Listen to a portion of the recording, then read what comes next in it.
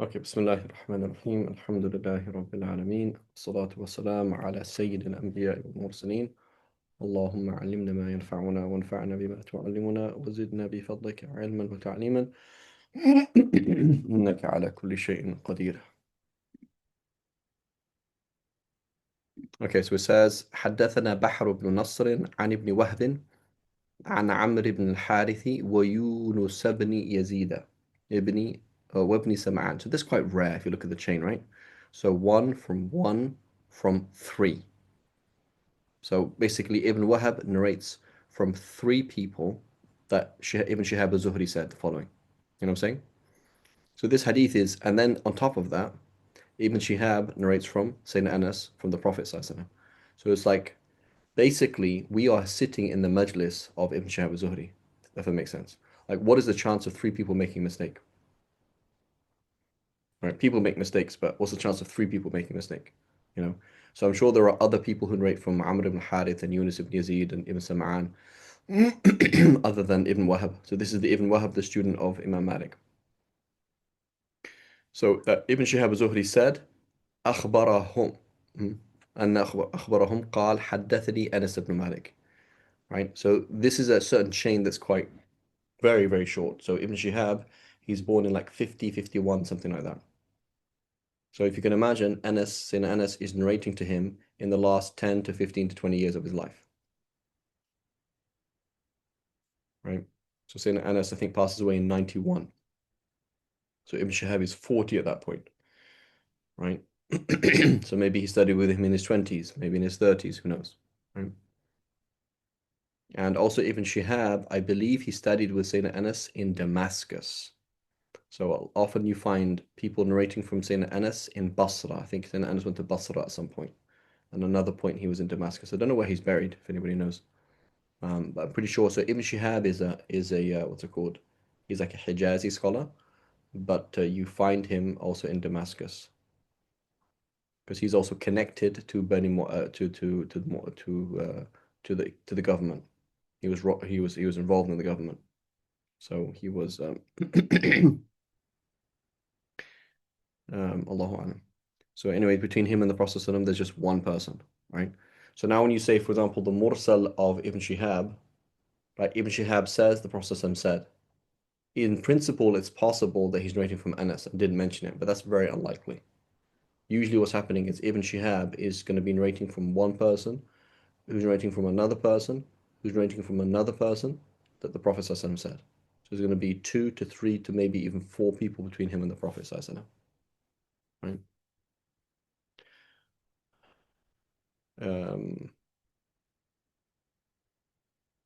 خير. So أن رسول الله صلى الله عليه وسلم قال إذا قرب العشاء وحضرت الصلاة فابدأوا به قبل أن تصلوا صلاة المغرب. So interesting, it says Salat al-Maghrib. So that tells us two things. What does it tell us? So the food. So إذا قرب العشاء وحضرت الصلاة فابدأوا به قبل أن تصلوا. So if we just stop there, what does that tell us?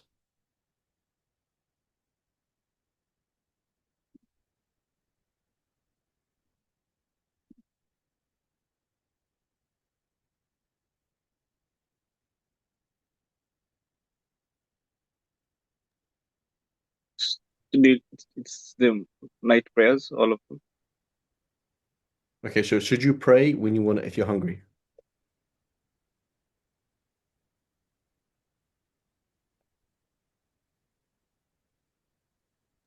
No. No, No. you shouldn't, right? So that tells us that basically you shouldn't pray when you're distracted.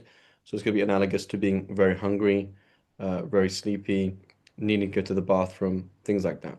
Okay, that's number one. But number two, what does it tell us about the length of Maghrib prayer? How long do you have to pray Maghrib?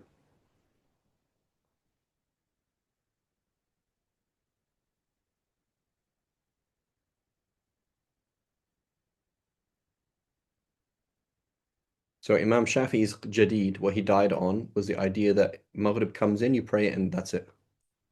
Right? The hadith, we saw it before, when Sayyidina Jibreel came and he showed the beginning and end of each prayer, but Maghrib had one time, which was when Maghrib, when sunset. That's it.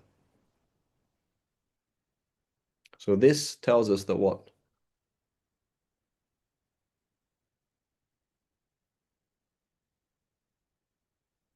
Does it imply that you have that Maghrib lasts longer than just the time to pray it?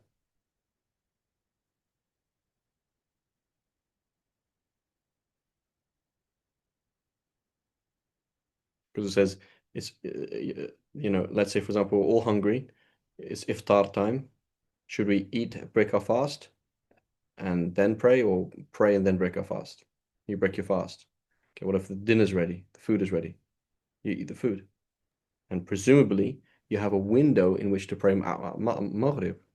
Because if you didn't have a window, then how would it work, right? Does that make sense? So the idea of the Malikis and the idea of Imam Shafi in his Jadid, that you only have Maghrib time, that Maghrib comes in, you have to pray immediately, basically. Um, that's disproved by this hadith, right? That's why the Qadim of Imam Shafi, which is Maghrib lasts until Isha, that is the correct position in the Shafi school, right? And so here, Ammar, for example, right, and Muhammad, like if you can imagine, like when we say, for example, Imam Shafi'i, it goes against the Sahih hadith. A hadith like this, Imam Shafi's not going to go against, you know, because like too strong. Look, it's like Ibn Shihab az-Zuhri from Anas, it's like, where's the error? Like saying Anas made a mistake, saying Anas made the mistake, or Ibn Shihab made the mistake. Like it's like actually, it's almost like stronger than Malik and Nafi and Ibn Umar, because there's just two people basically in the chain. After Ibn Shihab, it becomes widespread, if that makes sense. You know, like it becomes what's called a hadith mashhur. Three people, it's a hadith mashhur, where it's almost like mutawatir.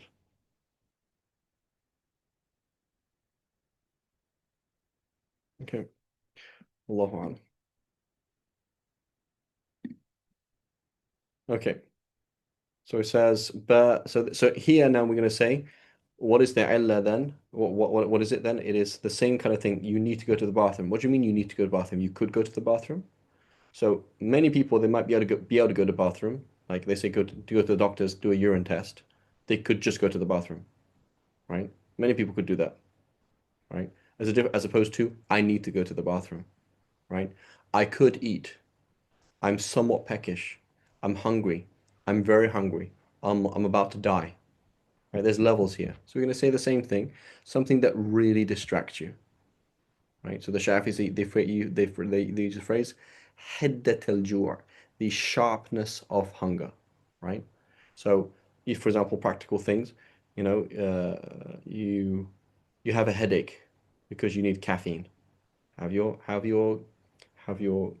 tea, have your chai, have whatever it is, and have your whatever Panadol or whatever it is to get rid of the headache. Okay, gone now? Alhamdulillah. Okay, go and pray. I'm really, really hungry. I need to eat 10 pizzas. Really? I think if you ate a slice of pizza, you'd be okay. Okay, two pieces, done? Yeah. So I could still eat a lot more, but I've removed hiddat al-ju', the sharpness of the hunger. Because the point is now the distraction is no longer there. Okay, so remove the distraction and then go and pray. Make sense? Can we say that like uh, let's say قبل صلاة المغرب maybe because Maghrib is very short and so Yeah, even so if the like hatta is like almost like even, yeah. Even before Maghrib, yeah, even though it's short, yeah. Right? Same yeah thing, so you go ahead. like the point of the Shafi'i Jadid like does it mean like قبل صلاة المغرب not because like you have enough time for Maghrib but because like you have in spite of having short time for Maghrib still you have to eat before you pray. I don't know. So basically the Jadid, they mentioned that the time is make wudu, dress, adhan, and 5 rak'ahs. That's what they mentioned. So, so that's not very long, it's like 10 minutes. Yeah, so can you interpret like the hadith in a way that like it says uh, despite Maghrib's time being like very short, you prioritize eating. Yeah, it's possible. That is possible. It's not impossible, yeah. Yeah, it's not impossible. Allahu A'lam. Okay. But the point is, again, it doesn't mean eat everything. right? So this does not give a rukhsa. The wrong understanding is finish food. Okay, what about it's really awkward for somebody else? Okay, so Muhammad Hashir is with me. Okay, he's eating with me. So then basically I want to eat a lot. Okay, and or I'm serving him. Okay, so he comes to my house. I put the food on the table and he starts eating because the other hand's gone. I'm going back and forward getting things to the kitchen. I haven't eaten yet.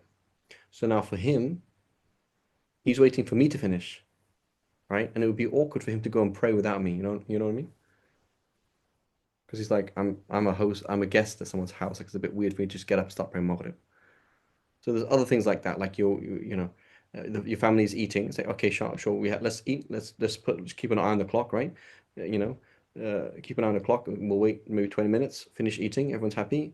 Okay, yeah, right. But you have to be a bit careful because again, winter in England, for example, it can be difficult. Or you got little kids, so now the little kids want to go to the bathroom, and then this is going to happen, and then that's going to happen, and it's like it gets a bit dangerous. Wallahu a'lam. But the default is hiddat al-ju', right? There's one thing which is removing the distraction, the other thing is not. And also this is a very important thing as the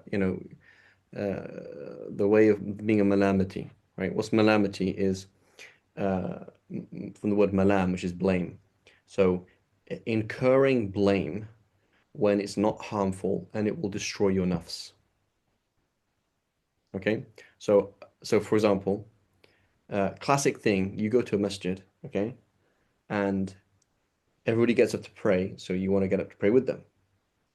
The problem is you're actually really, really hungry and they're not. For example, the adhan went 10 minutes ago. They've all had 10 minutes to eat. You just arrived. So you sit down to eat something and they're like, come on, we're going to pray.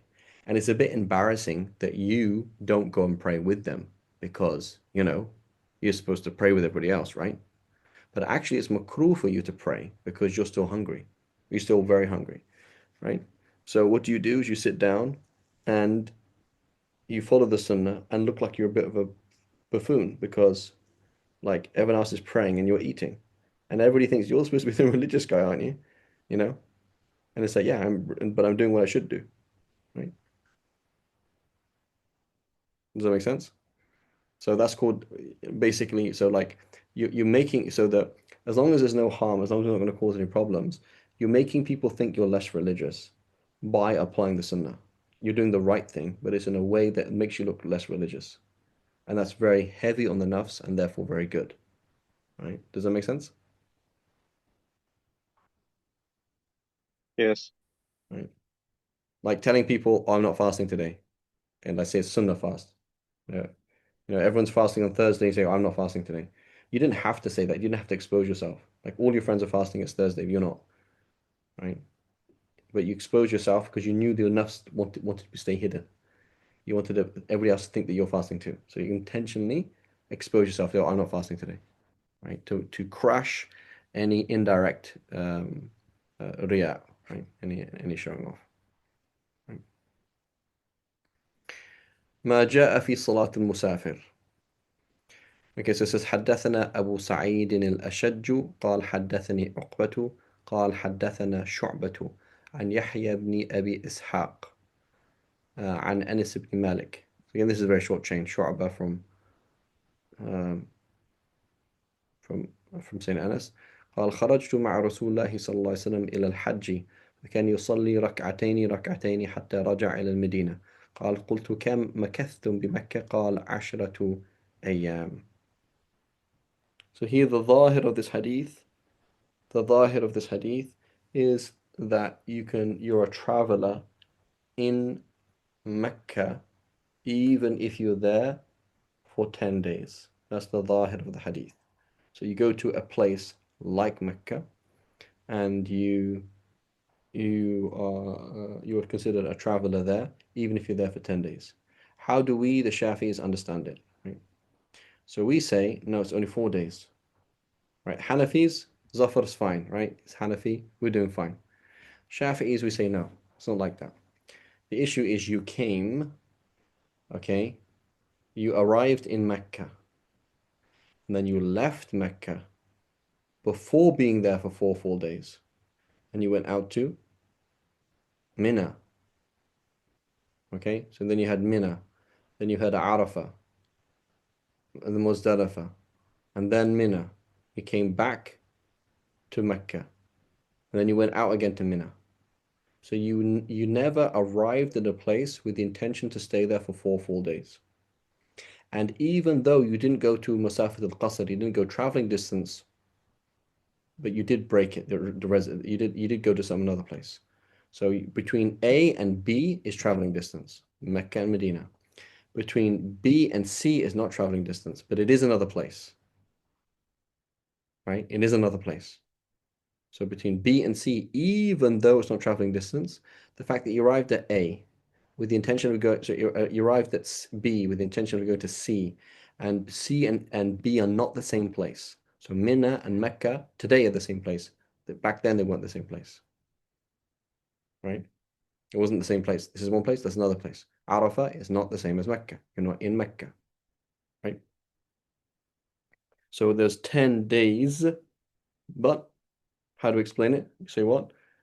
They never remained intended to stay in a place for 4 full days, as opposed to you arrived, for example, 2 weeks before Hajj. Okay, 2 weeks before Hajj, you arrive and you do your Umrah.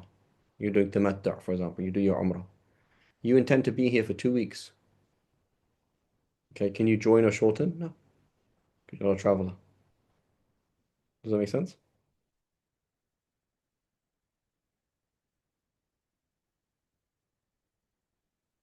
So the Hanafis explain this hadith. Oh, you were there for less than 4 full days. You were less there for less than 2 weeks. Shafis explain it because you went to, to one place and you tend to go somewhere else, right? So the same thing applies to us as Shafis. You're going to go to New York. You're going to visit 5 places inside New York. Okay, how long are you going to stay in New York for? A week. Okay, as soon as you arrive, you're no longer a traveler. As opposed to, you're going to go out to something else. What's in the outskirts of New York that's not New York?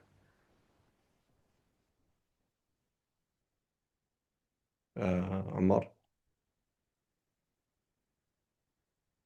I don't know much about my geography. uh, Jersey or like Connecticut or something. Right? So you're going to go out. It's not traveling distance, but so you arrived. You're going to be in New York for 2 days. Then you're going to go out to a non-traveling distance from New York, but some other place that's not New York. Okay, and then you go somewhere else, somewhere else. The whole time you're a traveler, right? So it's great. Useful rukhsa in the Shafi school, right? And subhanAllah, sometimes joining for us is more of a need than it was back in the day. So if you can imagine, we're all on horseback, right? We're like, okay, would you just stop for a little bit? We're gonna have to stop now and then for the horses anyway, right? And stopping is not so difficult. But now you're in a plane, you're on a bus, you're in a whatever it is, hard, you know, especially hard to stop. You're stuck in traffic on a whatever, Manhattan, whatever, you know, crazy traffic somewhere. You can't even stop the car to pray. It's in winter and you're in traffic. It's very difficult. So joining is a huge rukhsa that should be taken when needed, right? It's very useful. Okay. قال كم مكثتم بمكة قال 10 أيام. قال حدثنا ابن مقرئ ومحمود بن آدم قال حدثنا السفيان عن عبد الرحمن بن حميد بن عبد الرحمن بن عوف سمع عمر بن عبد العزيز يسأل جلساءه أي شيء سمعتم في المقام بمكة، أي مقام ميني الإقامة، المصدر ميمي. قال السائب بن يزيد أخبرني العلاء بن الحضرمي أن النبي صلى الله عليه وسلم قال إن مكث المهاجر بمكة بعد قضاء نسكه 3. So you've returned now 4 days. Notice that. So uh, you return بعد قضاء نسكه. So the question is, what does that mean بعد قضاء نسكه? After fulfilling his rituals, does that mean the Hajj So that would make sense, right? That you've been out and then you're now in Mecca, okay? Then you're going to go out and spend the night in Mina. So presumably it would make sense that it is that it's on the that's after the 3 nights at Mina. Allahu a'lam. When you arrive, you have 3 days. You're not considered a traveler at those times. Allahu a'lam. حدثنا Mahmoud. So the issue as well now is, what do you mean mukthal muhajir? So the muhajir, what does it mean? You left hijrah. You sacrificed uh, being a citizen of a place and you went nowhere. You went to a place, you became a refugee. So the other issue here is, when does it count with me going back on my hijrah? Right? Or if you stay for 3 days afterwards, that's fine. Right? But if you now just remain here, now you didn't really do your hijrah. Right? Allahu a'lam. حدثنا محمود بن آدم قال حدثنا سفيان عن الزهري عن سالم عن أبيه عن النبي صلى الله عليه وسلم أنه كان إذا جد به السير, when he traveled intensely, جمع بين المغرب والعشاء. So the ظاهر then is that it doesn't matter if it's as long as it is sayr. The ظاهر of the hadith is that as long as you're a traveler, meaning you're not in your city, and as long as there is jad, as long as there's intensity, so some kind of need, then it's okay. So that would mean that you can join for a need, even for a short distance, right? And that's the Maliki school in reality. So the Malikis, it's actually quite complex how they join prayers, but they basically what they're trying to express is need, right? So they say, for example, if you're going to be like, it's not just whatever you want. So for the Shafis, it's whatever you want. Like the fact that you're a traveler means you can join prayers, period. It doesn't matter about need or when and how or where. For the Malikis, it's complex because they're trying to define need. So they have these two things, need plus travel minus long distance. So they can join for a short distance. We also, as a Shafis, we also have an ikhtiyar of Bandaniji that you can join for a short journey, right? So here we would say the Prophet ﷺ joined Jadda bihi sayr, he was traveling. Between Maghrib and Isha, you can join Maghrib and Isha and Dhuhr and Asr. For sayr, travel. But we exclude Jadd. We exclude this. Why? Because we say the Sharia doesn't do mura'a of those kind of things. The Sharia looks at the zahir. Are you traveling or not? That's what it does, right? So notice, for example, a woman, she cannot travel. So the Shafis, we say a woman cannot travel. She cannot leave her village. She cannot leave her town. She cannot leave her city. Right? Okay, what if it's safe? It doesn't matter. What if there's it doesn't matter what's happening. It's just she can't do that. Right? So similarly, we're not interested in specifics, like is it safe, is it not? We're interested in dhawahir, things like, are you a traveler? Are you not a traveler? Are you a male? Are you a female? Are you on Hajj? Are you not on Hajj? Are you married? Are you not married? Things like that, right? Variables that are tangible, right? Al-illa here, what is it? Is what's it called? It's got to be zahir and it's got to be mundabit. It's got to be something that's outwardly measurable, and you can kind of put a line there, as opposed to things like jadda. It got serious. What does that even mean? So by default, we do not try and measure mashaqqa. By default, we don't try and measure difficulty. We just go with zawahir. You're a traveler. You're not a traveler. You have the money. You don't have the money. You're close. You're far. Something like that. We try our best to do that. Right? But the Malikis here, that's what they did. And so then when they're dealing with that nebulous thing of difficulty, they will then qualify it with specifics. They was trying to say A, B, and C. You know, like the Shafis, we say, for example, the father can marry off his virgin daughter as long as it's her benefit. So what does that mean? Oh, it's got to be A, B, C, D, D. They can make all this list. All they're trying to say is as long as it's in her benefit. You know. So does that make sense? Now the Jumhur are going to say Jadda bihi sayr, travel. What kind of travel? Oh, travel that you could join and shorten on. So therefore, traveling distance, right? But the Malikis, they don't. The Malikis, they have shortening is one discussion, which is to do with traveling distance, and then joining is something else, which is to do with need and not being in your city. So even if it's two cities that are just like 20 minutes apart, right? And again, that's also a position, right? You have a friend, for example, it's like, oh, it's winter in England. It's really hard to pray on time, I'm at work, whatever. Tell him join. It's a real fatwa, you know. Join. There's need and you're commuting to work, you can join every day, right? So make the deen easy for people with weak iman. It's not a problem, right? Like you're gonna commute to work, it's an hour and a half there, hour and a half back. You basically have to pray Maghrib on the way home, which is really difficult, right? So, join Dhuhr and Asr, pray Maghrib and Isha when you get home. Easy, right? If you're commuting. Allahu A'lam.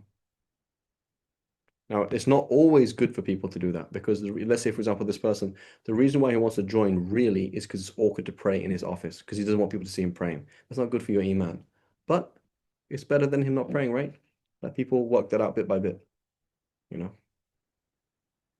Where there's a rukhsa, give the rukhsa. Wallahu a'lam.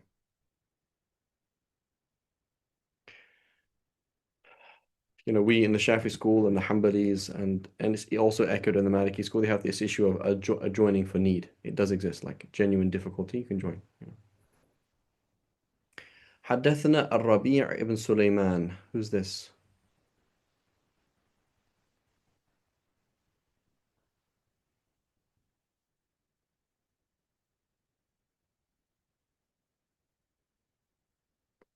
Rabi' ibn Student Sulaiman. of Go ahead. student of Imam Shafi. Exactly, the student and scribe of Imam Shafi, right? Rabi' ibn Sulaiman al-Muradi. Right?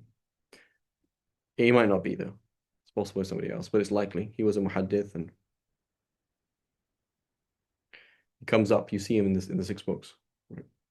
حدثنا بشر بن بكر عن الأوزاعي قال حدثني يحيى بن أبي كثير قال حدثني محمد بن عبد الرحمن بن ثوبان قال حدثنا جابر بن عبد الله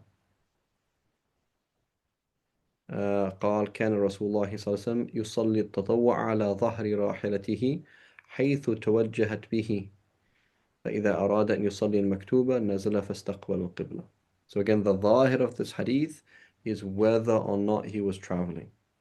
And there's an ikhtiyar of istakhri of our ashab. An istakhri of the great mujtahid imams of the Shafi school. He said you can, as long as you're, on a journey, he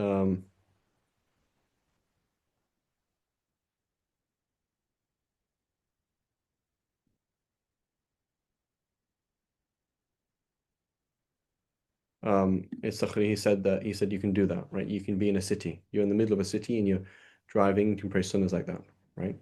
But and I don't know about the other madhahib. But the Shafi'is, we say no, you can't do that. You have to be a traveler, even if it's not traveling distance. So you're going between two cities, you can do that, right? And it's going to be in a car, motorbike, right? Something like that. As opposed to a train, you can't do that. And as for the fard has to be prayed properly. So even on an airplane, you got to stand up, you got to pray properly. Right? As far as I know, there is no fatwa unless there's danger, right? There's a normal situation where it's just really awkward and really difficult. There's no fatwa that says you can just sit down and pray. Wallahu a'lam. If anybody knows of one, please let me know.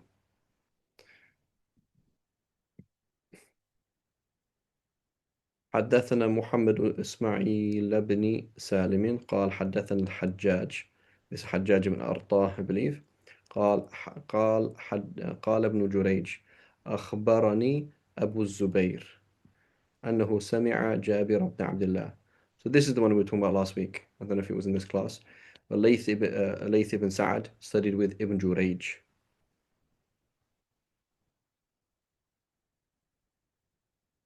Or was it Abu Zubayr himself?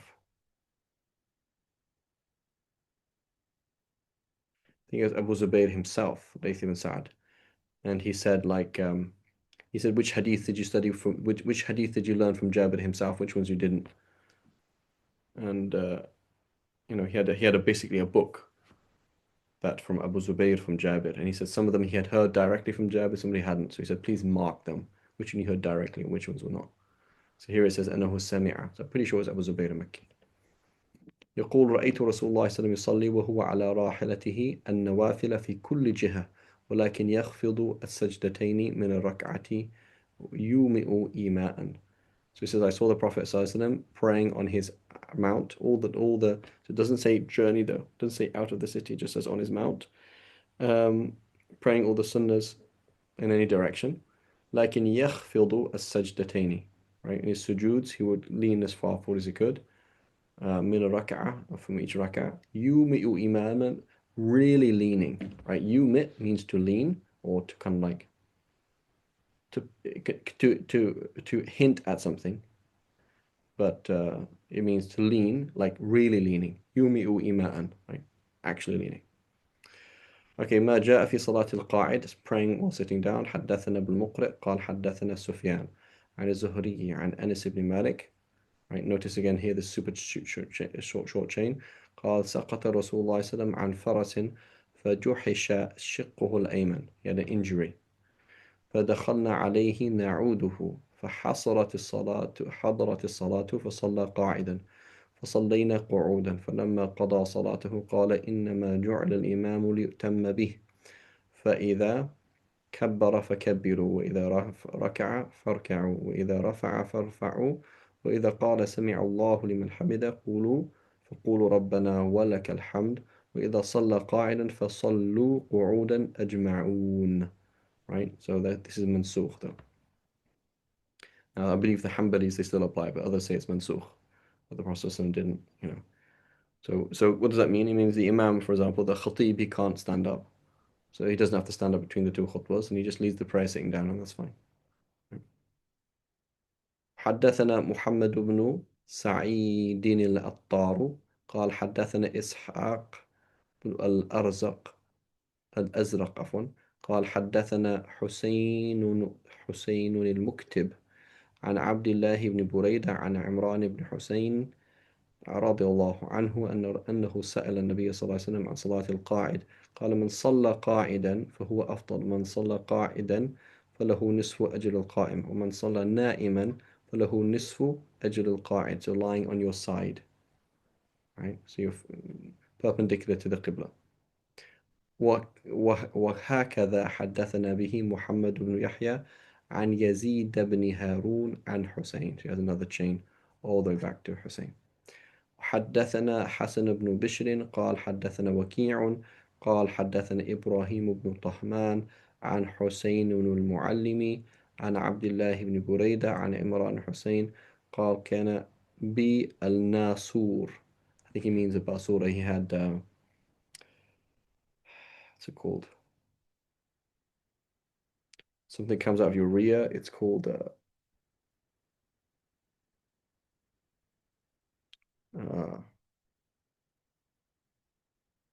what it's called. Basically, this thing comes out of your behind. What's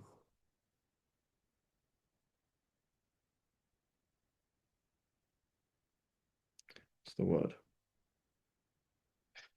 I need to have AI. I need to have an AI friend. That's it. I give in. Siri, it's called? Not polyps, it's called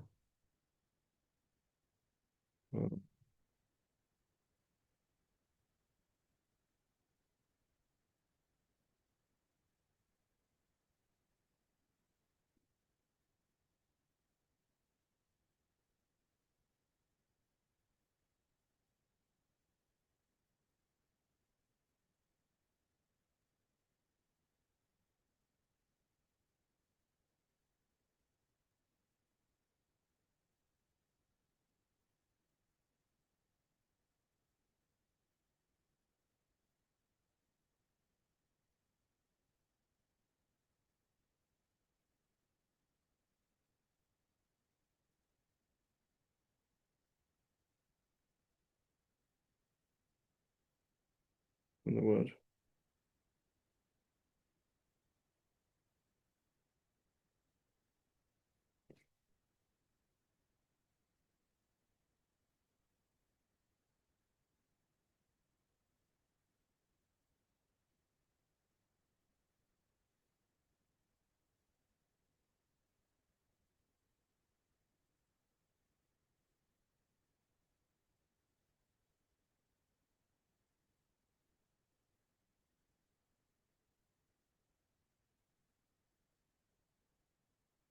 Hemorrhoids.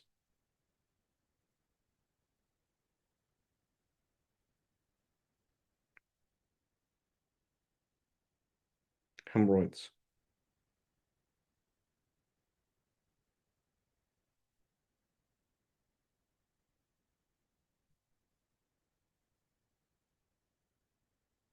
Swollen inflamed vein in the anus or lower rectum. Yep. Hemorrhoids.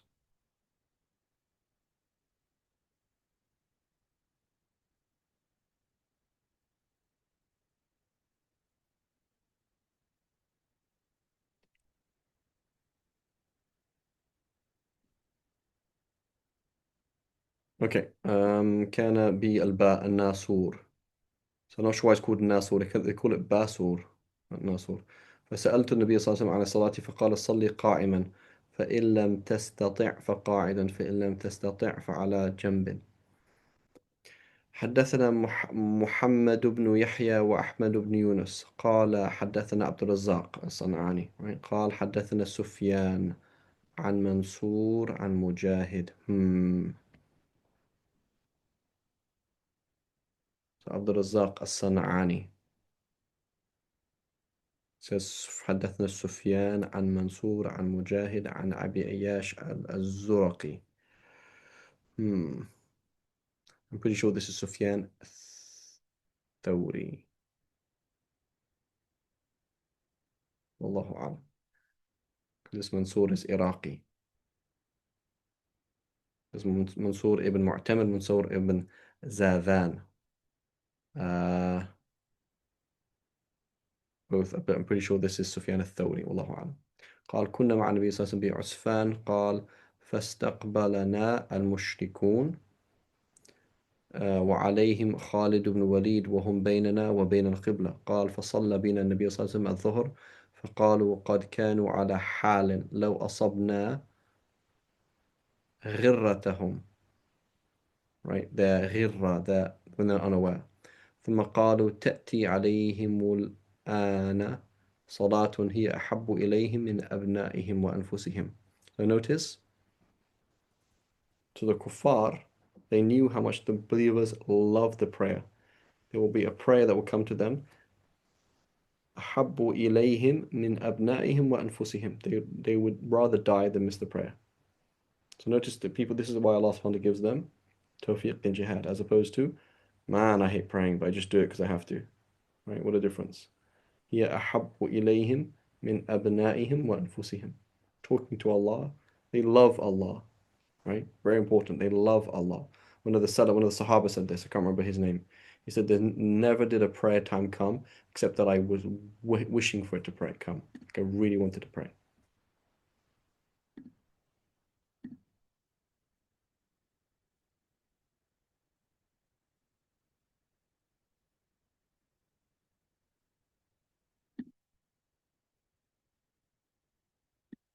Okay.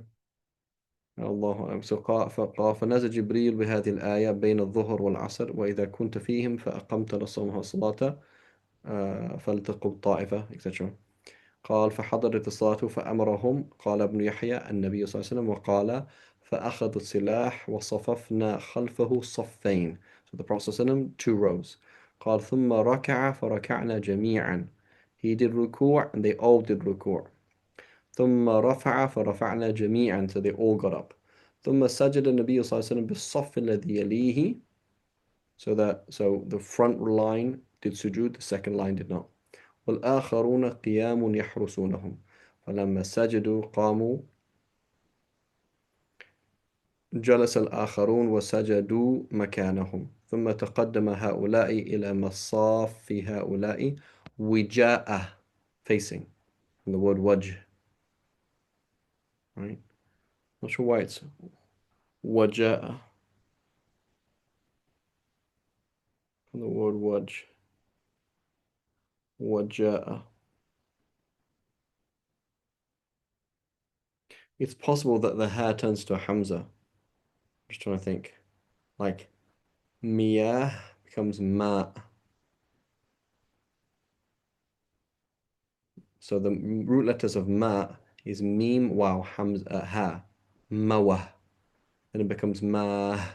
Then it becomes ma, and the plural is miyah. So I think waja is like that. Waja. I think originally it's the same thing. It's with a ha. وجاه, facing. So then ثم تقدم هؤلاء إلى مصاف هؤلاء. Oh, that's why. It's not وجاء, it's وجاء and came. Silly me. وجاء هؤلاء, I'm trying to think like, oh, what's this? What kind of word is this? I'm thinking about the word in front of, right? And it's not. وجاء هؤلاء إلى مصف هؤلاء ثم ركع فركعوا جميعا ثم رفع فرفعوا جميعا ثم سجد النبي صلى الله عليه وسلم بالصف الذي يليه والآخرون قيام يحرسون. قال فلما جلسوا جلس الآخرون فسجدوا ثم سلم عليهم ثم انصرف فصلاها رسول الله صلى الله عليه وسلم مرتين بعسفان مرة بعسفان ومرة في أرض بني سليم. So this is one form where they're praying all together, they're just doing sujood at different times. Right? وفي هذا النحو روى عطاء وأبو الزبير عن جابر عن النبي صلى الله عليه وسلم. So he was talking about who was narrating from here? Abu Zubair. Totally different hadith.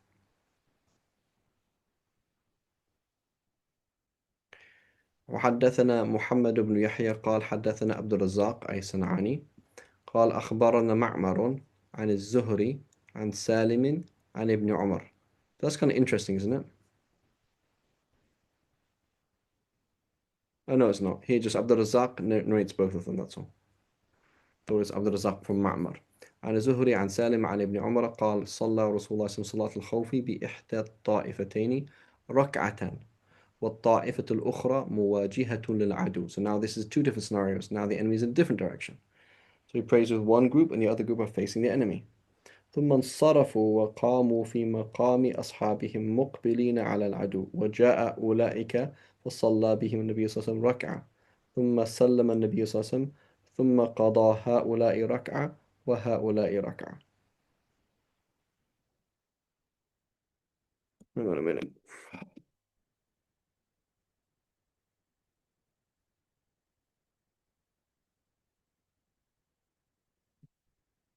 وجاء أولئك فصلى بهم النبي صلى الله عليه وسلم ركعة ثم سلم ثم قضى هؤلاء ركعة وهؤلاء ركعة. I don't have time to. Let's come back to this hadith because it sounds a bit confusing. What does it mean? Qada. They made up a rak'ah. That each group made up a rak'ah. It sounds a bit odd. Inshallah, I'll try and find it. Where is it found? It's in Bukhari, Muslim, everywhere. So inshallah, there should be a lot of commentary on that. Wallahu a'lam. Inshallah, sallallahu. We'll come back to this hadith. Inshallah, sallallahu ala sayyidina Muhammad wa ala alihi wa sahbihi wa sallam.